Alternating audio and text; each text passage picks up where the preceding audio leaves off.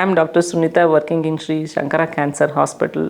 Pain ನಿಮಗೆಲ್ಲ ಗೊತ್ತಿದೆ ಏನು ಅಂತ, ಅದನ್ನ ಹೇಳೋದೇ ಅವಶ್ಯಕತೆ ಇಲ್ಲ. ನಿಮಗೆ ಅದು ಬಾಧೆ ಅಂತ ಅನಿಸುತ್ತೆ, ನೋವು ತಡ್ಕೊಳೋಕ್ಕಾಗಲ್ಲ ಅಂತ ಹೇಳ್ದೆ. ಇದು ನೋವು ಸ್ಟೇಜ್ 1 ಸ್ಟೇಜ್ 4 ಬರುತ್ತೆ. ಯಾರಿಗೂ ಇಲ್ಲ ಅಂತ ತಪ್ಪಿದ್ದಲ್ಲ, ಇದ್ದೇ ಇರುತ್ತೆ. ಬಟ್ ಇಂಟೆನ್ಸಿಟಿ ಸ್ಟೇಜ್ 1 ಕಡಿಮೆ ಇರುತ್ತೆ, ಸ್ಟೇಜ್ 4 ಸ್ವಲ್ಪ ಜಾಸ್ತಿ ಇದೆ ಅಂತ ಹೇಳ್ಕೊಬೋದು.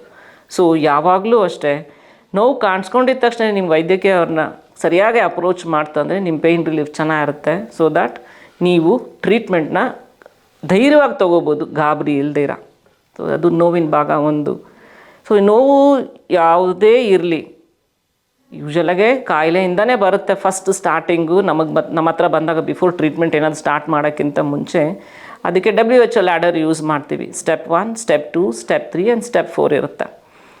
So step 1, step 2 primary consultant follow up ಮಾಡ್ಕೋತಾರೆ ವಿತ್ NSAIDs, ಆಮೇಲೆ ವೀಕ್ ಓಪಿಯಾಯ್ಡ್ಸ್ ಮಾಡ್ಕೋತಾರೆ. ಸಪೋಸ್ ಅಲ್ಲಿಂದ ಆಗದೇ ಇದ್ದಾಗ ನಮಗೆ ಪೇಯ್ನ್ ಕ್ಲಿನಿಕ್ಗೆ ರೆಫರೆನ್ಸ್ ಕೊಡ್ತಾರೆ. ನಾವು ಸ್ಟೆಪ್ 3 ಸ್ಟಾರ್ಟ್ ಮಾಡ್ಕೋತೀವಿ, where we start in strong opioids.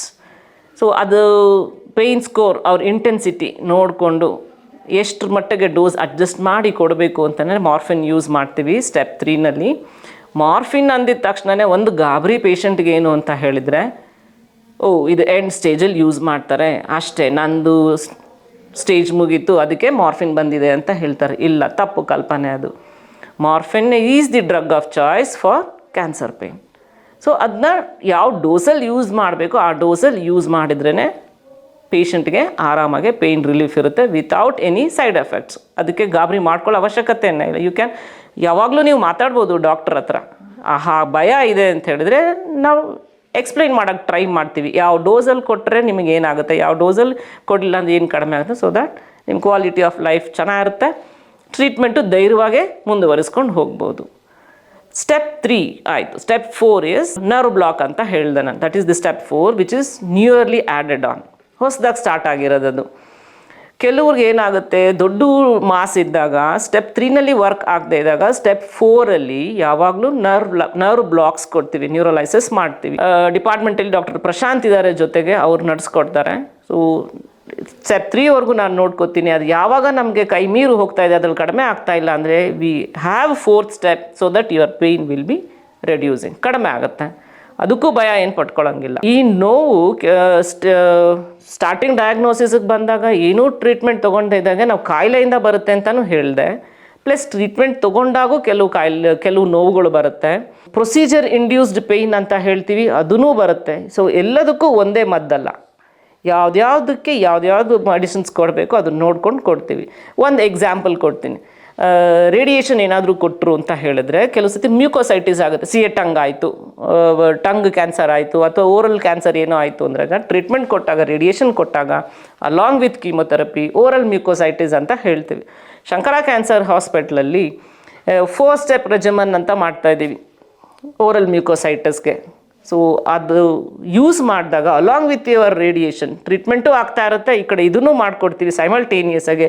So that pain ಕಡಿಮೆ ಆಗುತ್ತೆ ನಿಮಗೆ. You can go ahead with your radiation. Procedure induced pain ಅಂತ ಕೆಲವು ಬರುತ್ತೆ, ಸ್ವಲ್ಪ ನೀರು ತೆಗಿದ್ವೋ ಅಥವಾ ಬಯಾಪ್ಸಿ ಮಾಡಿದ್ವೋ, ಸೊ ಅದ್ರದ್ದು ಪೇಯ್ನ್ ಬರುತ್ತೆ. ಅದಕ್ಕೂ ಡಿಫ್ರೆಂಟ್, ಎಲ್ಲದಕ್ಕೂ ಒಂದೇ ಮೆಡಿಸಿನ್ಸ್ ಅಲ್ಲ, ಯಾವುದಕ್ಕೆ ಯಾವ ಮೆಡಿಸಿನ್ಸ್ ಬೇಕು ನೋಡಿಕೊಂಡು ಅಸೆಸ್ ಮಾಡಿಕೊಂಡು ಕೊಡಬೇಕಾಗುತ್ತೆ. So your pain relief is good here definitely. Next palliative care. Palliative care ಅಂದರೆ ನಿಮಗೆಲ್ಲ ಗೊತ್ತಿದೆ, ಕನ್ನಡದಲ್ಲಿ ಉಪಶಮಕ ಆರೈಕೆ ಅಂತ ಹೇಳ್ತಾರೆ. ಬಟ್ ಅದನ್ನು ಈ ವರ್ಡ್ ಯೂಸ್ ಮಾಡೋಕ್ಕಿಂತ ಎಲ್ಲ ಪೇಷಂಟ್ಸ್ಗೆ ನಾಲೆಡ್ಜ್ಗೆ ಕರೆಕ್ಟಾಗಿ ಪ್ಯಾಲಿಯೇಟಿವ್ ಕೇರ್ ಅಂತಲೇ ಹೇಳ್ತಾರೆ. ಸೊ ಪ್ಯಾಲಿಯೇಟಿವ್ ಕೇರ್ ಅಂದರೆ ಏನು ನಿಮಗೆಲ್ಲ ಗೊತ್ತಿದೆ. ಕ್ಯಾನ್ಸರ್ ಅಂದಿದ ತಕ್ಷಣ ಮೆಡಿಕಲ್ಲು, ಸರ್ಜಿಕಲ್ಲು, ರೇಡಿಯೇಷನ್ನು, ಡಿಫ್ರೆಂಟ್ ಟ್ರೀಟ್ಮೆಂಟ್ಸ್ ಇದೆ, ಹಿಂಗೆ ಹೋಗುತ್ತೆ ಅಂತ. ಬಟ್ ಸ್ಟೇಜ್ 4 ಆದಾಗ ಅಥವಾ ಯಾವುದಾದ್ರೂ ಪೇಷಂಟು ಡಯಾಗ್ನೋಸಿಸೇ ಸ್ಟೇಜ್ 4 ಇದೆ ಅಂದಾಗ ಅವರಿಗೂ ಟ್ರೀಟ್ಮೆಂಟ್ ಇದೆ. ಟ್ರೀಟ್ಮೆಂಟ್ ಏನು ಇಲ್ಲ, ಹೋಗಿ ನೀವು ಅಂತ ಹೇಳೋಕ್ಕಾಗಲ್ಲ. That is palliative care. ಈ ಪ್ಯಾಲಿಯೇಟಿವ್ ಕೇರ್ನಲ್ಲಿ ಸರ್ಜಿಕಲ್ ಟ್ರೀಟ್ಮೆಂಟ್ ಅಂದರೆ ಸರ್ಜರಿ ಮಾಡ್ತಾರೆ, ಮೆಡಿಕಲ್ ಆಂಕಾಲಜಿ ಅಂತ ಹೇಳಿದ್ರೆ ಕೀಮೊಥೆರಪಿ ಕೊಟ್ಟು ಮಾಡ್ತಾರೆ, ರೇಡಿಯೇಷನ್ ಆಂಕಾಲಜಿ ಅಂತ ಹೇಳಿದ್ರೆ ಕರೆಂಟ್ ಕೊಟ್ಬಿಟ್ಟು ಟ್ರೀಟ್ಮೆಂಟ್ ಡಿಸೀಸ್ನ ಅಡ್ಜಸ್ಟ್ ಮಾಡ್ತಾರೆ. ಬಟ್ ಪ್ಯಾಲಿಯೇಟಿವ್ ಕೇರಲ್ಲಿ ಏನು ಸಿಗುತ್ತೆ, stage 4 patient is in depression, treatment ಇಲ್ಲ, ನಮ್ಮ ಕತೆ ಮುಗೀತು, ನಾವು ಇರೋವರೆಗೂ ಅಷ್ಟೇ, ನಾವು ಬೇಗ ಸಾಯ್ತೀವಿ ಅನ್ನೋ ಕಾನ್ಸೆಪ್ಟ್ ಇರುತ್ತೆ. No, yes, it may be true, ಇಲ್ಲ ಅಂತ ನಾ ಹೇಳಲ್ಲ. Every day every one has a day, ಒಂದೊಂದು ದಿವಸ ಎಲ್ರಿಗೂ ಇದ್ದೇ ಇರುತ್ತೆ, ಇಲ್ಲ ಅಂತ ಅಲ್ಲ. ಬಟ್ ಇದ್ದಷ್ಟು ದಿವಸ ನಮ್ಮದು ಕ್ವಾಲಿಟಿ ಆಫ್ ಲೈಫ್ ಚೆನ್ನಾಗಿರಬೇಕು. ವೆದರ್ ಇಟ್ ಇಸ್ ಕ್ಯಾನ್ಸರ್ ಆದರೂ ಆಗಲಿ, ಹಾರ್ಟ್ ಡಿಸೀಸ್ ಆದರೂ ಆಗಲಿ, ಕಿಡ್ನಿ ಪ್ರಾಬ್ಲಮ್ ಆದರೂ ಇರಲಿ, ಬರೀ ಪ್ಯಾಲಿಯೇಟಿವ್ ಕೇರ್ ಬರೀ ಕ್ಯಾನ್ಸರ್ಗೆ ಸೀಮಿತವಾಗಿದ್ದಲ್ಲ, ಎಲ್ಲದಕ್ಕೂ ಇದೆ. ಕಿಡ್ನಿ, ಹಾರ್ಟ್, ಲಿವರ್ ಯಾವುದಾದ್ರೂ ಆಗಲಿ. So palliative care 4 concept is very important, ಮೇಜರಾಗೆ ಕನ್ಸಿಡರ್ ಮಾಡೋದು ಪ್ಯಾಲಿಯೇಟಿವ್ ಕೇರಲ್ಲಿ. Physical, psychological problem, social and economical problems, all these 4 address ಮಾಡಿದ್ರೇ ಪ್ಯಾಲಿಯೇಟಿವ್ ಕೇರ್ ಅಂತ ಕಂಪ್ಲೀಟ್ ಆಗುತ್ತೆ. Total pain will be address. Physical component ನಾನು ತೊಗೋತೀನಿ ಅಂದಾಗ ಏನು ಹೇಳ್ತೀನಿ ಅಂದರೆ, ಸಪೋಸ್ ಹ್ಯೂಜ್ ಬ್ರೆಸ್ಟ್ ಮಾಸ್ ಇತ್ತು, ಅಥವಾ ಒಂದು ಸರ್ಜರಿ ಆಯಿತು ಪೇಷಂಟ್ಗೆ, ನೆಕ್ಸ್ಟ್ ಥೈರಾಯ್ಡ್ ಸರ್ಜರಿ ಆಯಿತು, ಇಲ್ಲೊಂದು ಮಾರ್ಕ್ ಇರುತ್ತೆ. ಹೆಣ್ಮಗುಗೆ ಆಯಿತು ಅಂತ ಅಂದ್ಕೊಂಡ್ರೆ, ಇಲ್ಲಿ ಮಾರ್ಕ್ ಇದ್ದಾಗ ಸರ್ಜರಿದು ಪಾಪ ಅದು ಸೋಷಿಯಲಿ ಮಿಂಗಲ್ ಆಗೋಕ್ಕಾಗಲ್ಲ, ಹೆಂಗೆ ಹೋಗೋಕ್ಕಾಗತ್ತೆ ಅಂತ ಅದ್ರದ್ದು ಕ್ವೆಶ್ಚನ್ ಮಾರ್ಕ್ ಇರುತ್ತೆ. ಹ್ಯೂಜ್ ಬ್ರೆಸ್ಟ್ ಮಾಸ್ ಇದ್ದಾಗ again the physique of the patient, ಅವಳ ಆಕಾರ ಚೇಂಜಸ್ ಆಗುತ್ತೆ. ಅದು ಈ ಪ್ರಾಬ್ಲಮ್ನೆಲ್ಲ physical problems I will address. ಹೇಗೆ ಮಾಡಬೇಕು, ಆಲ್ಟರ್ನೇಟಿವ್ ಹೇಳ್ಕೊಡ್ಬೋದು ಅವ್ರಿಗೆ. So one part is addressed ಅಂದರೆ ಅವ್ರಿಗೆ ಆರಾಮಾಗುತ್ತೆ. ಹೌದು ಈ ಆಪ್ಷನ್ಸ್ ಎಲ್ಲ ಇದೆ ಅಂದಾಗ, ಹೌದು ಮೇಡಮ್ ಹೇಳಿದ್ದು ಕರೆಕ್ಟ್, ಎಸ್ ನಾನು ಹೋಗ್ಬೋದು ಫಂಕ್ಷನ್ಗೆ ಅನ್ನೋದು ಕಾನ್ಸೆಪ್ಟ್ ಬರುತ್ತೆ. ಹೀಗೆ many other physical problems are there during the treatment ತೊಗೋತಾನು ಫಿಸಿಕಲ್ ಇಶ್ಯೂಸ್ ಬರುತ್ತೆ. ಸೊ ಅದನ್ನು ಅಡ್ರೆಸ್ ಮಾಡ್ಕೊಂಡು ಹೋಗಬೇಕು. Other thing is breathlessness. ನಾ ಹೇಳ್ಬೋದು, ಸಪೋಸ್ ಆ ಪೇಷಂಟ್ಗೆ ಲಂಗ್ ಕ್ಯಾನ್ಸರ್ ಇದೆ ಅಂತ ಅಂದ್ಕೊಳ್ಳಿ. ಲಂಗ್ ಕ್ಯಾನ್ಸರ್ ಇದೆ ಅಂತ ಹೇಳಿದ್ಮೇಲೆ ಒಂದು ಮಾಸ್, ಲಂಗ್ಗೆ ನಮಗೆ ಏರ್ ತೊಗೊಳ್ಳೋದು, ನಾವು ಏರ್ ಬಿಡೋದು, ಅದರಲ್ಲೇ ಒಂದು ದೊಡ್ಡ ಮಾಸ್ ಇತ್ತು ಅಂತ ಹೇಳಿ, ಅಥವಾ ನೀರು ತುಂಬಿಕೊಂಡಿತ್ತು ಅಂತ ಹೇಳಿ, ಅವಾಗ ಹೇಗೆ ಉಸಿರಾಡ್ತಾರೆ ಪೇಷಂಟು, ಅದು ಫಿಸಿಕಲ್ ಪ್ರಾಬ್ಲಮ್ಮೇ. ಇಲ್ಲ ಆ ಲಂಗ್ ಮಾಸ್ ಇದ್ದು ನೋವಿದ್ದರೆ ನಾನು ನೋವಿನ ಮಾತ್ರೆ ಹಾಕಿ ಅವ್ರನ್ನ ಫಿಸಿಕಲ್ ಸಿಂಪ್ಟಮ್ ಅಡ್ರೆಸ್ ಮಾಡ್ತೀನಿ.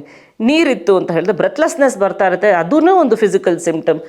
ನೀಡ್ಲು ಹಾಕಿ ನೀರು ತಕ್ಕೊಂಡ್ರೆ ಅವ್ರು ಆರಾಮಾಗ್ತಾರೆ. ಸೊ ಹೀಗೆ ಒನ್ ಈಸ್ ಫಿಸಿಕಲ್ ಪ್ರಾಬ್ಲಮ್ಸ್. ಹೀಗೆ ಮೆನಿ ಅದರ್ ಫಿಸಿಕಲ್ ಪ್ರಾಬ್ಲಮ್ಸ್, ತುಂಬ ಫಿಸಿಕಲ್ ಪ್ರಾಬ್ಲಮ್ಸ್ ಟ್ರೀಟ್ಮೆಂಟಲ್ಲಿ ಬರುತ್ತೆ, ಅಥವಾ ಹಾಗೂ ಇದ್ದೇ ಇರುತ್ತೆ. ಸೊ ಅದನ್ನ ಅಡ್ರೆಸ್ ಮಾಡೋದು is one of the major ಕೆಲಸ ಅಂತ ಹೇಳ್ಬೋದು ಪ್ಯಾಲಿಯೇಟಿವ್ ಕೇರ್ ಡಿಪಾರ್ಟ್ಮೆಂಟ್ ಅವ್ರದ್ದು. ಫಿಸಿಕಲ್, ಎಮೋಷ್ನಲ್ ಆಗೋಕ್ಕೂ ತುಂಬ ಕಾರಣಗಳಿದೆ. ಎಮೋಷ್ನಲ್ಸ್ ಪೇಷಂಟ್ಸ್ ಇನ್ವಾಲ್ವ್ಮೆಂಟು, ಒಂದು ಕಾಯಿಲೆನೇ ಪಾಪ ಅವ್ರು ಡಯಾಗ್ನೋಸಿಸ್ ಆಗಿದ್ದನ್ನ ಕೇಳೋಕ್ಕೆ ಅಷ್ಟು ಹಿಂಸೆ ಆಗ್ತಾ ಇರುತ್ತೆ. ನೆಕ್ಸ್ಟ್ ಆ ಟ್ರೀಟ್ಮೆಂಟ್ ತೊಗೋಬೇಕು ಅನ್ನೋದಿರುತ್ತೆ. ಆ ಟ್ರೀಟ್ಮೆಂಟಿಂದ ಬರೋ ಪ್ರಾಬ್ಲಮ್ ಅಡ್ರೆಸ್ ಮಾಡಬೇಕಾಗಿರುತ್ತೆ. ಇದೆಲ್ಲ ಮಾಡಬೇಕಾದ್ರೆ ಫೈನಾನ್ಷಿಯಲ್ ಡ್ರೈನ್ ಔಟ್ ಆಗ್ತಾರೆ. ದಟ್ ಈಸ್ ಆ ಎಮೋಷ್ನಲ್, ಅದನ್ನ ಅಡ್ರೆಸ್ ಮಾಡೋದು ತುಂಬ ಕಷ್ಟ. ಸೊ ಅದಕ್ಕೂ ಟ್ರೈ ಮಾಡಿ ನೋಡ್ಕೊಡ್ತಾ ಇದ್ದಾವೆ ನಾವು. ಪೇಷಂಟ್ಸ್ಗೆ ಆದಷ್ಟು ಫಂಡ್ಸ್ ರಿಲೀಸ್ ಮಾಡಿಕೊಡೋದು, ಅಥವಾ ಇನ್ಯಾವ ಮೂಲಕನೋ ಹೆಲ್ಪ್ ಮಾಡೋಕ್ಕಾದರೆ ಅದನ್ನು ಮಾಡಿಕೊಡ್ತಾ ಇದೆ Shankara cancer hospital. So emotional problems is also addressed. Along with that, Dr. Pavitra, who is there in psychiatric department, is take psychological support ಕೊಡ್ತಾ ಇದ್ದಾರೆ ಪೇಷಂಟ್ಸ್ಗೆ, like day to day or weekly, monthly, many supporting groups is done for cancer patients. Suppose colostomy bag ಇತ್ತು ಅಂತ ಹೇಳ್ಕೊಡಿ, colon cancer ಇದ್ದವ್ರಿಗೆ diversion colostomy ಮಾಡಿ ಮೋಷನ್ಸ್ಗೆ ಹೋಗೋ bag ನಾವು ಹೊಟ್ಟೆ ಮೇಲೆ ಇಟ್ಟಾಗ, ಹೆಣ್ಮಕ್ಳಿಗಾದ್ರೂ ಆಗಲಿ ಗಂಡು ಮಕ್ಳಿಗಾದ್ರೂ ಒಂದು ಆ್ಯಡ್ ಆನ್ ನಮ್ಮ ಬಾಡಿನಲ್ಲಿ ಬಂದಿದ್ದಂದರೆ ಎಲ್ರಿಗೂ ತೊಂದರೆನೇ. ಸೊ ಅದನ್ನು ಹೇಗೆ ಕೋಪ್ ಅಪ್ ಮಾಡಬೇಕು, ಹೆಂಗೆ ಮ್ಯಾನೇಜ್ ಮಾಡಬೇಕು ಅಂತ ಹೇಳ್ಕೊಡ್ತಾರೆ. That is done by doctor Pavitra, who is ನನ್ನ ಟೀಮ್ನಲ್ಲಿರೋರು ಇನ್ನೊಬ್ಬರು. ಬ್ರೆಸ್ಟಿಗೆ ಸರ್ಜರಿ ಆಯಿತು, ಟ್ರೀಟ್ಮೆಂಟ್ ಆಗ್ತಾ ಇದೆ. ಹೋಗ್ತಾ ಲಿಂಫ್ ನೋಡ್ ತೆಗೆದಿರೋದಕ್ಕೋಸ್ಕರ ಲಿಂಫೆಡಿಮಾ ಆಗೋಕ್ಕೆ ಶುರು ಆಗುತ್ತೆ. ಅದೂ ಒಂದು ಪ್ರಾಬ್ಲಮ್ ಆಗುತ್ತೆ ಹೆಣ್ಮಕ್ಳಿಗೆ. ಸೊ ಅದನ್ನು ರಿಹ್ಯಾಬಿಲಿಟೇಷನ್ ಯೂನಿಟ್ ಆರ್ ಫಿಸಿಯೋಥೆರಪಿಯವರು, who is John and one more his colleague ನಮ್ಮ ಹಾಸ್ಪಿಟ್ಲಲ್ಲಿರೋದು. ಸೊ ಅವರು ಅಡ್ರೆಸ್ ಮಾಡಿಕೊಡ್ತಾರೆ.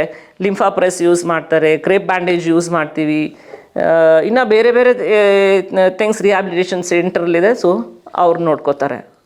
ಹೀಗೆ ಪ್ಯಾಲಿಯೇಟಿವ್ ಕೇರ್ನಲ್ಲಿ ಯಾವ್ಯಾವ ಸಿಂಪ್ಟಮ್ಸ್ ಬರುತ್ತೋ, ಏನೇನು ಪ್ರಾಬ್ಲಮ್ ಬರುತ್ತೋ ಅವ್ರಿಗೆ, ಫಿಸಿಕಲ್, ಸೈಕಲಾಜಿಕಲ್, ಸೋಷಿಯಲ್, ಎಮೋಷ್ನಲ್ಸ್ ಅಡ್ರೆಸ್ ಮಾಡೋದೇ ಪ್ಯಾಲಿಯೇಟಿವ್ ಕೇರ್.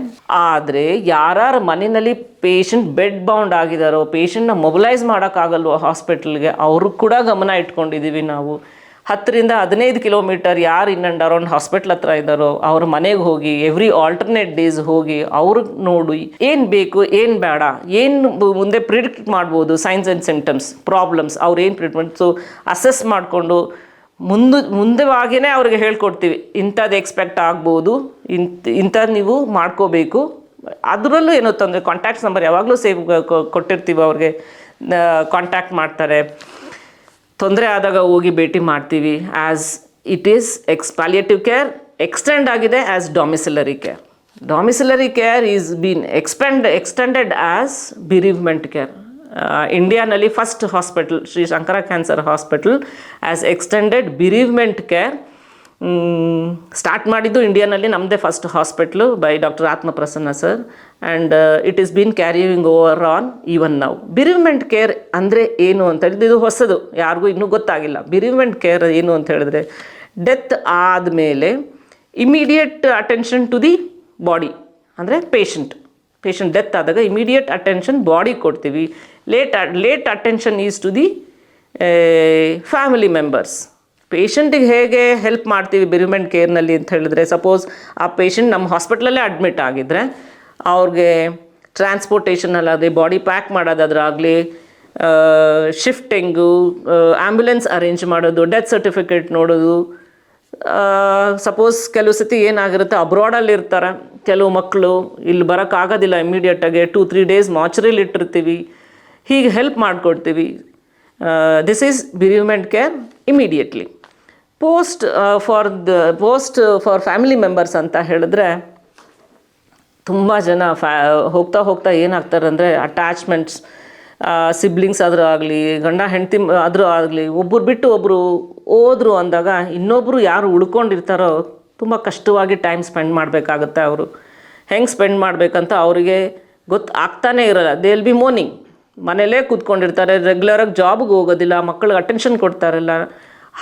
ಹೀಗಿದ್ದಾಗ ಬೆರಿವ್ಮೆಂಟ್ ಕೇರ್ ಏನು ಅಂತ ಹೇಳಿದ್ರೆ, 13 ಡೇಸ್ವರೆಗೂ ಎಲ್ಲ ಫ್ಯಾಮಿಲಿ ಮೆಂಬರ್ಸ್ ಜೊತೆಗಿರ್ತಾರೆ. ಅವ್ರಿಗೆ ಏನೂ ಆಗೋದಿಲ್ಲ, ಎಲ್ಲರೂ ಒಬ್ಬರು ಕೈ ಕೊಡ್ತಾ ಇರ್ತಾರೆ. They will be fine. After 13th day ಎಲ್ಲರೂ ಅವ್ರವ್ರ ಜಾಬ್ಗೆ ಹೋಗ್ಬೇಕಾದ್ರೆ ಯಾರೂ ಇರೋಲ್ಲ ಅವ್ರಿಗೆ ಸಪೋರ್ಟ್ ಕೊಟ್ಟಾಗ. So from 13th day we will take care, ಅವ್ರದ್ದು ಚಾರ್ಜ್ ತೊಗೋತೀವಿ. 13th ಡೇ ನಾವು ಕಾಲ್ ಮಾಡ್ತೀನಿ. 1st month, 2nd month, 3rd month, 6th month and 1st year. ಇಷ್ಟಲಿವರೆಗೂ ಅವ್ರ ಜೊತೆ ವಿಲ್ ಬಿ ಇನ್ ಟಚ್, ಮಾತಾಡ್ಕೊಂಡಿರ್ತೀವಿ. ಆಗ್ತಾ ಇಲ್ವಾ ಕರೆಸ್ತೀವಿ, ಮಾತಾಡ್ತೀವಿ, ಕೌನ್ಸಿಲಿಂಗ್ ಮಾಡ್ತೀವಿ. ಪವಿತ್ರದ ಹೆಲ್ಪ್ ತೊಗೋತೀನಿ. ಟ್ಯಾಬ್ಲೆಟ್ಸ್ ಏನಾದರೂ ಬೇಕಾದ್ರೆ ಟ್ಯಾಬ್ಲೆಟ್ಸ್ ಹಾಕ್ಕೊಡ್ತೀವಿ. ಸೊ ಅವ್ರದ್ದು ರುಟೀನ್ ಹಾಬೀಸ್ ಏನಾದರೂ ಇದ್ದರೆ will try to make them that hobbies do inculcate in their routine works, so that ಬರಲಿ ಅವ್ರ ಆಚೆ ನೋವಿಂದ ಅಂತ ಪ್ಲ್ಯಾನ್ ಮಾಡ್ತೀವಿ. ಹೀಗೆ ಬಿರಿವ್ಮೆಂಟ್ ಕೇರ್ ಪೇಯ್ನಿಂದ ಸ್ಟಾರ್ಟ್ ಆಗಿ ಪೇಷಂಟ್ ಡೆತ್ ಆದಮೇಲೂ ಇದನ್ನು ಮನೆಯವ್ರನ್ನೂ ನೋಡಿಕೊಂಡು ಪೇಯ್ನ್ ಆ್ಯಂಡ್ ಪ್ಯಾಲಿಯೇಷನ್ವರೆಗೂ ಕಂಟಿನ್ಯೂ ಮಾಡ್ಕೊಂಡು ಹೋಗ್ತಾಯಿದೆ ಶ್ರೀ ಶಂಕರ ಕ್ಯಾನ್ಸರ್ ಹಾಸ್ಪಿಟಲ್. ದಯವಿಟ್ಟು ನೀವು ಯೂಸ್ ಮಾಡ್ಕೋಬೋದು ಈ ಆಪರ್ಚುನಿಟಿ ಅಂತ ನಾನು ಹೇಳ್ತಾ ಇದ್ದೀನಿ. And it is A very good thing. So ಒಂದು ಹಾಸ್ಪೈಸ್ ಕೇರ್ ಬೇಕಂತ ಇದೆ, ನೋಡೋಣ in future. Take pain and palliative care service from Sri Shankara Cancer Hospital. Thank you.